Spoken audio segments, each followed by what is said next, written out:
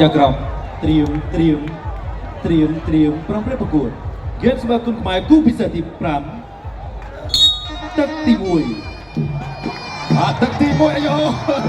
ស៊ីងធូចូលមកអត់ទៀតទៅស៊ីងធូក៏តែគួរជួង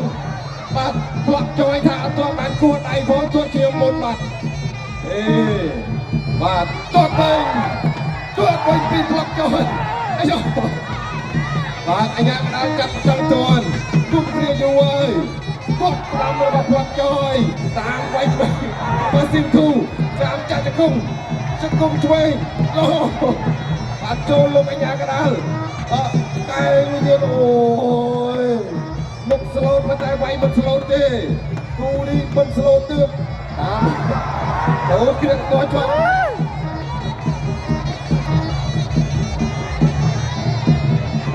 បាទដើរចូលជាបន្តគាត់ស្ដាប់របស់ផ្លាក់ចុយជង្គង់ឆ្វេងអូយបាទគូនេះអាចជួបគ្នាបាទដាក់ជួប20ដងក៏ដល់តែបងប្អូនបាទទីមកគ្រៀបរញ៉ៃពីលោកអញ្ញាកដាលបាទមុខស្លូតទៅតែវាយមិនស្លូតទេតាមរបស់ស៊ីនធូជង្គង់ឆ្វេងរបស់ផ្លាក់ចុយរុញពីស៊ីនធូអត់កែឆ្វេងអត់ជង្គង់ឆ្វេងបាទគ្រៀបរញ៉ៃពីលោកអញ្ញាកដាលមិនខ្ចីសើចផ្លាក់ចុយតាមមិនខ្ចីសើចខ្ចីញញឹមតំទៅវាយមួយដៃស្ដាប់របស់ផ្លាក់ចុយរៀងក៏ជង្គង់ឆ្វេងសងវិញអូបាទដៃច្បាស់ទៀតហើយបាទមុខស្ងួតដាក់ដៃច្បាស់ផ្លាក់ចុយវាយស្ដាំស៊ីនធូក្រោបបាទស្ដោបអោបចង្កេះបាទញ៉ៃពីលោកអញ្ញាកដាលចូលទាត់ក្រោមស្ដាប់សងស្ដាំ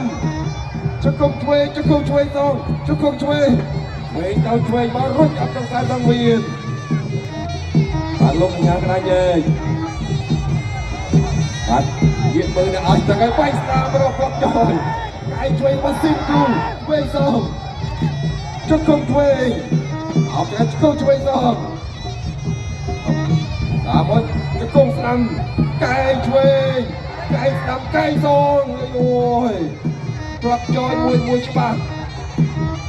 បាទស៊ីនទូឆ្វេងដើរចូលជាបន្តទៀតចូលទៅទាត់តាមក្រោមជង្គង់ឆ្វេងនិយាយក៏ចាក់ជង្គង់កាយរូបទៀតសុំទៅវិញហូរខ្លាំងមួយបាទអូតែប៉ុណ្ណេះអ្នកទាំងពីរវាយអត់ឆ្លៃហត់បាទចូលបែស្ដាំកែស្ដាំមួយទៀតវិញស្ដាំតងអាយុកែបោបែស្ដាំបាទជង្គង់ឆ្វេងចាប់ទឹកទី1